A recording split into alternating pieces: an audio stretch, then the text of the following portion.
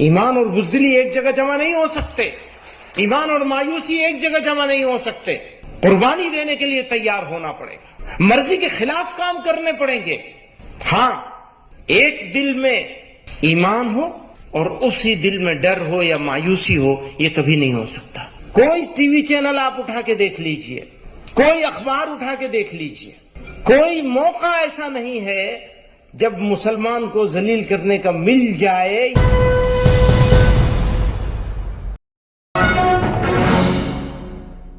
اگر ہم یونائٹڈ آسام کی بات کریں،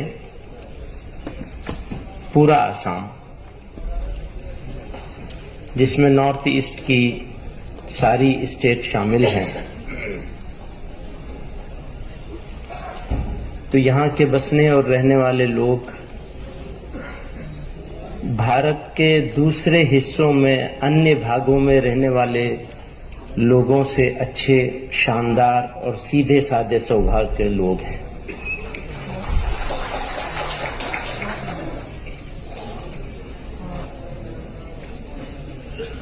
پھر ہم اگر آسام کی پرٹیکولر آسام کی اہم لوگوں کی بات کریں تو وہ بھی نہایت شاندار لوگ ہیں. سینکڑوں سال سے یہاں کے بسنے والے لوگ، الگ الگ دھرموں کے لوگ آپس میں جس محبت کے ساتھ، جس اپنائیت کے ساتھ رہتے رہے ہیں، اس میں سب سے بڑا رول اگر کسی کا ہے تو آسام کے ان لوگوں کا ہے جو آسام کے اوریجنل لوگ ہیں، مول نواسی لوگ ہیں.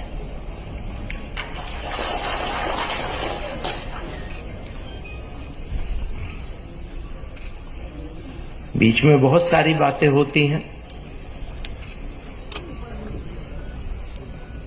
ہیٹ مونگرز آ گئے، ان کا اپنا چھوٹا سا فائدہ اٹھانا ہے.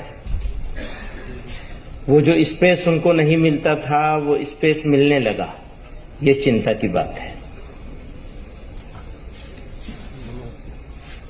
پہلے یہاں کے لوگ نفرت کو جگہ نہیں دیتے تھے، اب نفرت کو جگہ ملنے لگی ہے. آج کا یہ سمیلن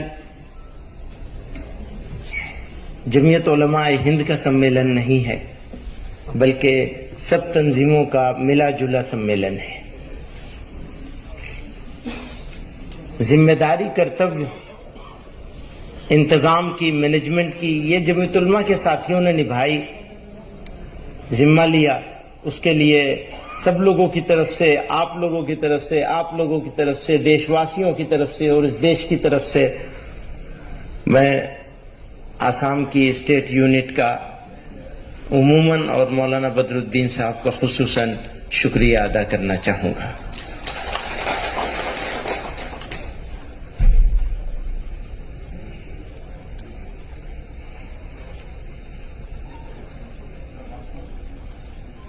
اقبال نے کہا تھا، بجھی، یہ بھی اقبال نے کہا تھا، سارے جہاں سے اچھا. اسی اقبال نے کہا تھا، بجھی عشق کی آگ اندھیر ہے، بجھی عشق کی آگ اندھیر ہے، مسلمان نہیں راکھ کی ڈھیر ہے. وہ شکوہ کر رہے ہیں مسلمانوں سے.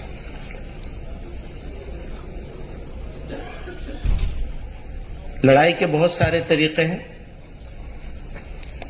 لیکن ہر ایک طریقے پر عمل ہوگا اور کامیابی سے عمل ہوگا تبھی جب ہم اپنی سوسائٹی کو، سماج کو ٹھیک جگہ پر لے آئیں گے. ایک مثالی سوسائٹی نبی علیہ الصلوۃ والسلام نے اپنے طرز عمل سے، اپنے پیغام سے، اپنے طریقے سے، اپنی سنت سے، اللہ تعالیٰ کے حکم سے بنانے کے لیے ہم کو ذمہ دار قرار دیا ہے. اور یہ بھی ڈکلیئر کیا ہے کہ جب تم اس ذمہ داری سے روگردانی کرو گے، ہٹو گے، تو تمہارے ساتھ یہ ہوگا، یہ ہوگا، یہ ہوگا، یہ ہوگا اور یہ بھی ہوگا. صاف صاف کہا ہے.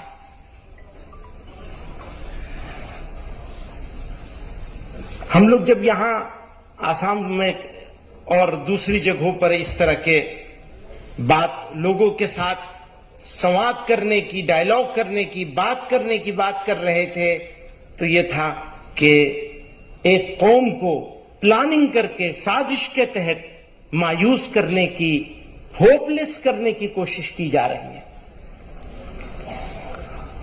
اسے بدنام کیا جا رہا ہے۔ کوئی ٹی وی چینل آپ اٹھا کے دیکھ لیجئے، کوئی اخبار اٹھا کے دیکھ لیجئے، کوئی موقع ایسا نہیں ہے جب مسلمان کو ذلیل کرنے کا مل جائے یا بغیر ملے بھی بنا دیا جائے، وہ اپنایا جا رہا ہے۔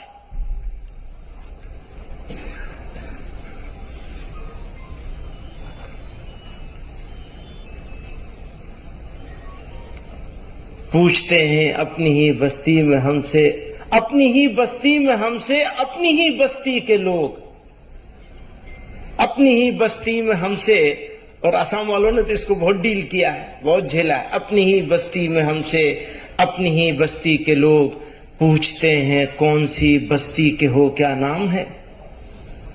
یہ ہے، ایسا بنا دیا گیا۔ تو یہ ہوا کہ کرنا چاہیے کچھ کام، ہاتھ پہ ہاتھ دھرے نہیں بیٹھے رہنا چاہیے۔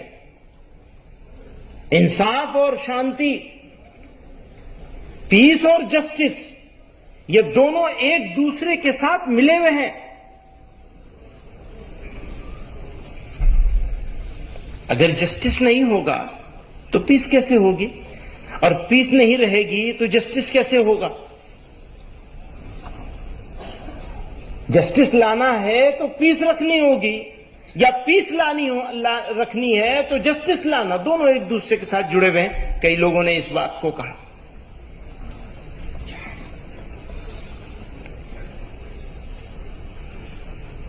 تو وہ یہی بات تھی، لوگوں کے بیچ میں جائیں گے، لوگوں کو کہیں گے ہاں ایک دل میں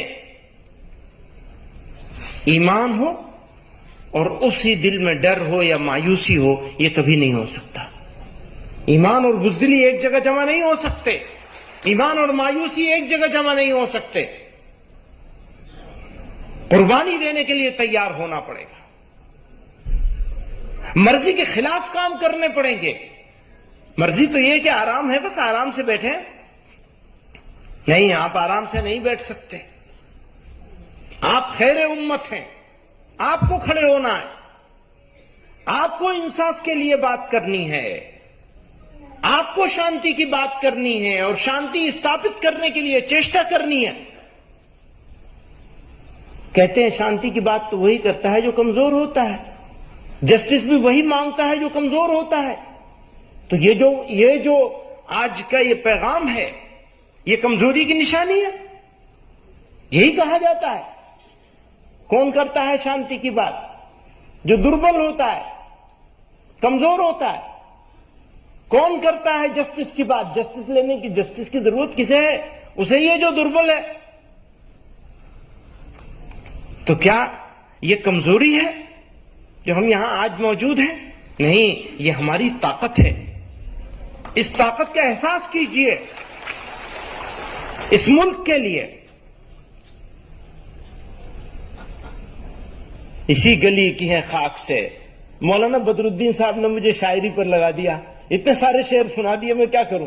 اسی گلی کی ہے خاک سے، یہی خاک اپنی ملائیں گے، نہ بلائے آپ کے آئے ہیں، نہ نکالے آپ کے جائیں گے۔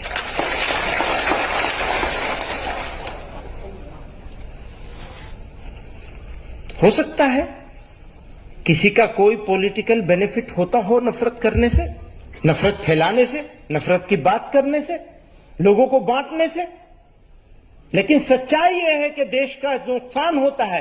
آج منی پور میں کیا ہو رہا ہے؟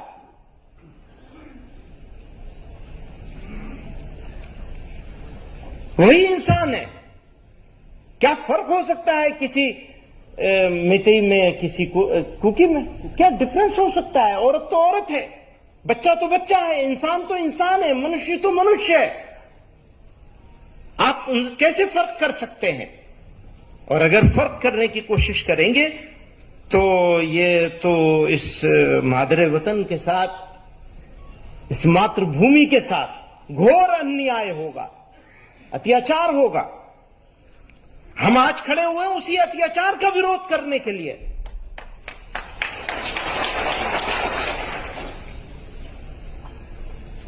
جو ہونا ہے ہو جائے گا، تھوڑی تکلیف رسن، پھر تھوڑی سی تکلیف دار، اس کے بعد دوستو آرام ہی آرام ہے، ڈرنا کیا ہے؟